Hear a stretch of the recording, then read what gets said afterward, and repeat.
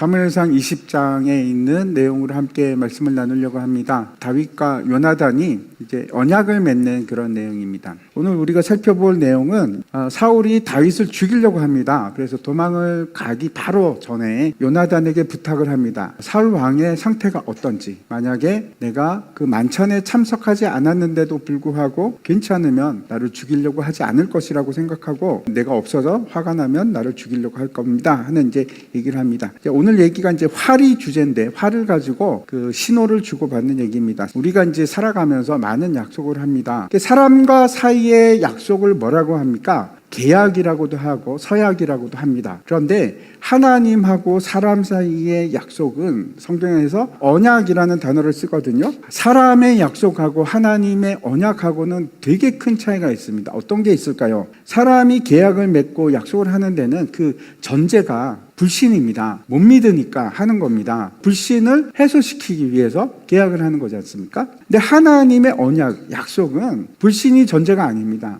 헤세드라고 합니다.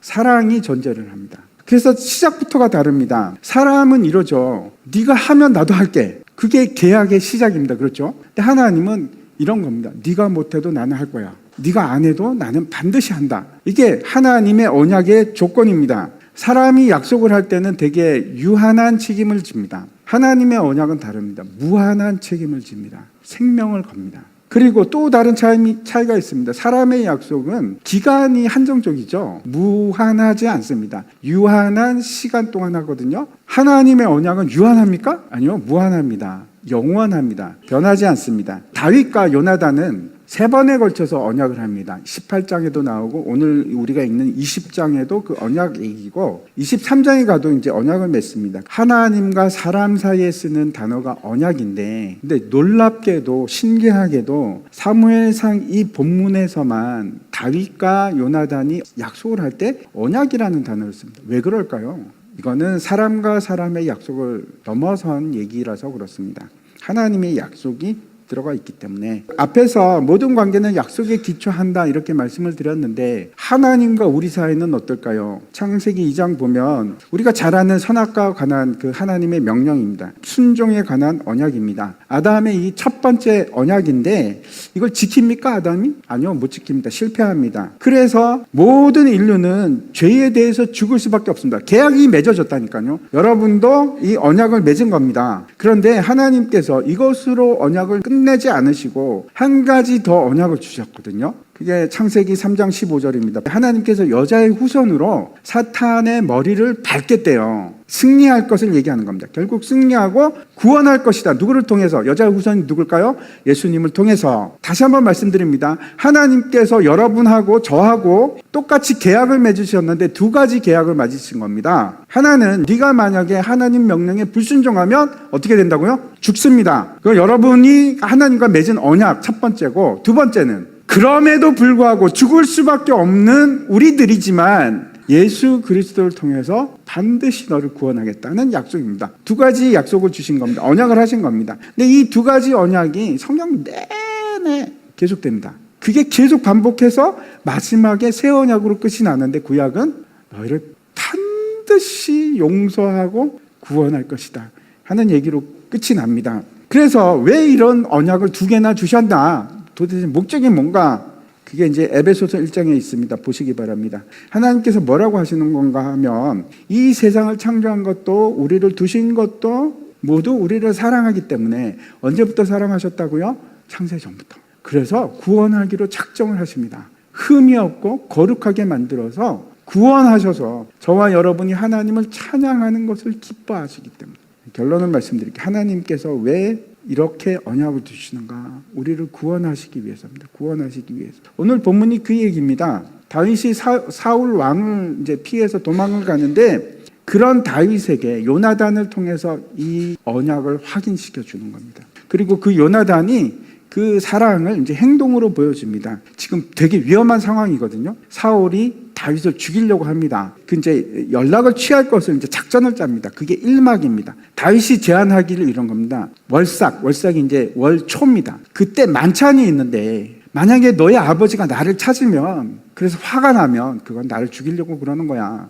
근데 화를 내지 않으면 괜찮은 거야. 그걸 나한테 좀 알려줘. 그래서 이제 그걸 알려줘야 되는 겁니다. 어떻게 알려주는가 하면 화를 사용합니다. 에셀이라는 바위 뒤에 숨어 있어. 내가 너를 향해서 화살을 쏠 거야. 여기 다윗이 있고 여기 요나단이 화살을 쏘는 거예요.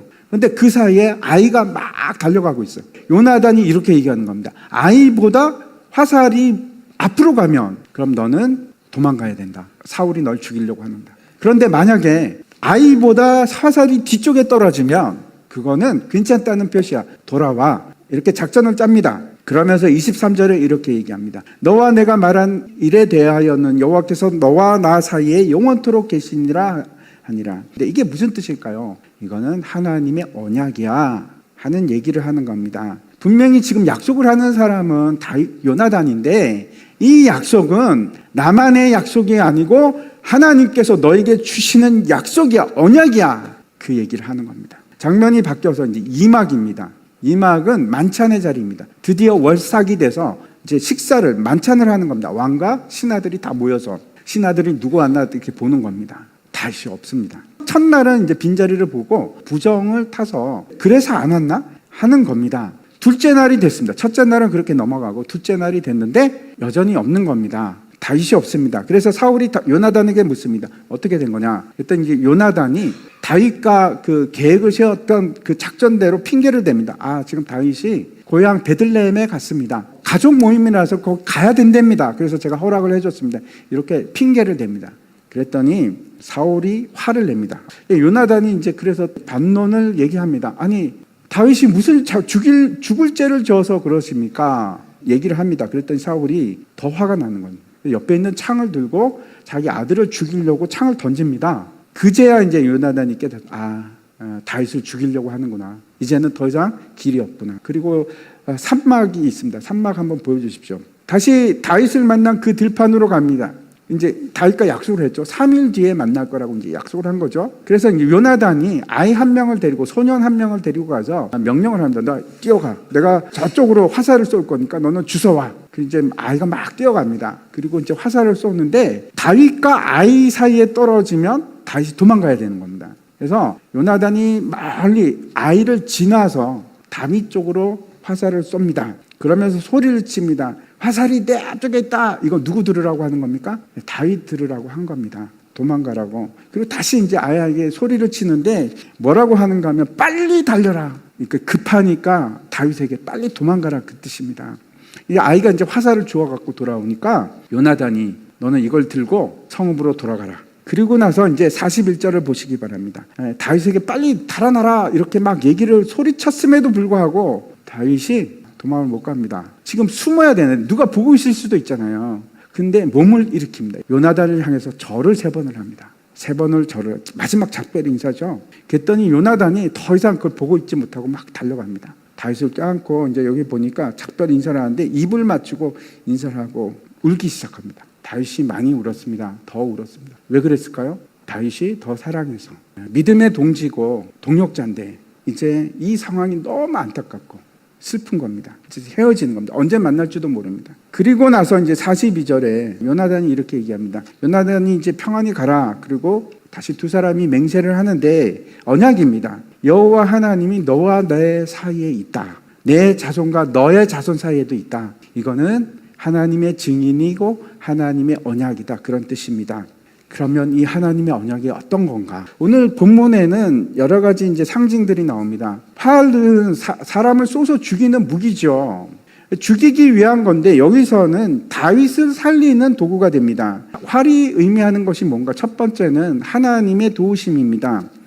요나단이 활을 가지고 다윗을 돕듯이 하나님께서 반드시 우리를 도와주신다 하는 약속이거든요. 그게 활의 언약입니다. 한번 보시기 바랍니다. 창세기 49장입니다. 대적이 이제 요셉을 향해서 활을 쏘는데 요셉의 팔에 더 힘이 강해서 더 세게 강하게 활을 쏜다. 근데 그 쏘는 것이 누구로 말미암는가? 하나님으로부터, 전능자 하나님으로부터. 그런 의미입니다. 활이라는 게 가까이서 쏘는 게 아니고 멀리서 쏘거든요. 누군가를 돕기 위해서 저 멀리서 쏘는 겁니다. 근데 그걸 누가 쏘신다고요? 하나님께서. 마치 보이지 않는 것 같이 아무도 없는 것 같은 그 상황 속에서 누군가 나를 돕고 있는데 그게 하나님입니다. 우리 주위에 때로는 그렇죠. 아무도 없는 것 같고 나 혼자인 것 같고 그래서 너무 외롭고 슬프고 그럴 때가 있습니다. 그런데 하나님이 안 계신 게 아니고 하나님이 우리를 돕지 않는 것이 아닙니다. 내가 원하는 방식이 아니라서 그렇습니다. 하나님은 우리하고 약속을 하셨다니까요.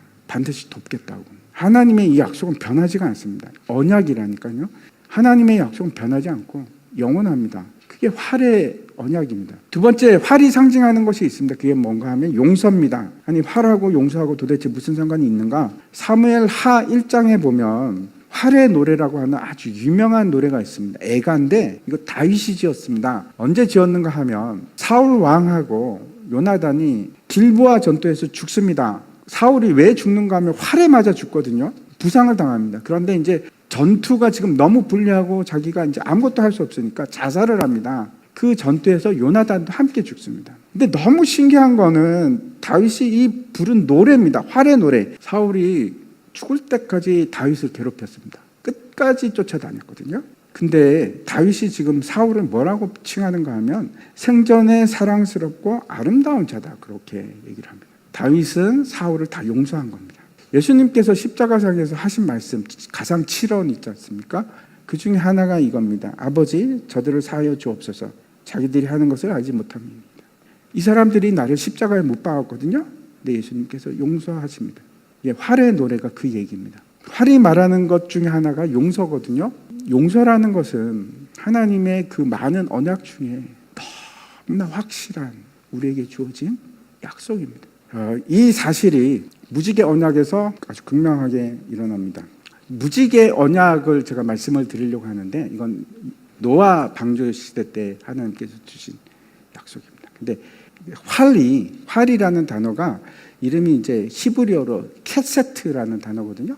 두 가지 뜻이 있습니다. 하나는 활, 또 하나는 뭘까요? 무지개입니다. 무지개. 노아 시대 사람들이 너무 부패해가지고 하나님께서 다 심판을 하셨습니다. 근데 다시는 내가 물로 심판하지 않겠다 하고 주신 언약이 저 무지개 언약입니다. 네가 아무리 죄를 짓고 잘못해도 나는 그 언약을 깰 수가 없어.